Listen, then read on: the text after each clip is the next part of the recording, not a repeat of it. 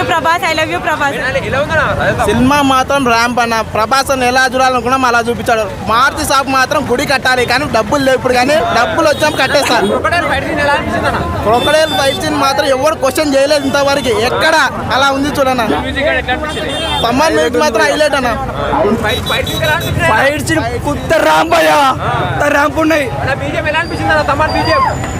Box పోగలేంగుతాడు.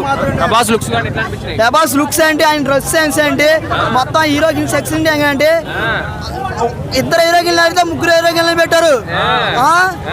Cinema మడికి పండగకి ఎన్ని సినిమాలు రానే ప్రభాస్ సినిమా మడికి బాక్స్ ఆఫీస్ కూడద్దే.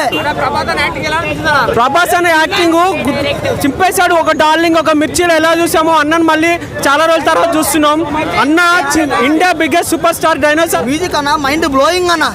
సినిమా మడికి మైండ్ బ్లోయింగ్. సినిమా చూస్తే థియేటర్ లో బద్దలైపోతే నన్ను అడగండి, థియేటర్ పగిలిపోతే అప్పుడు అడగండి.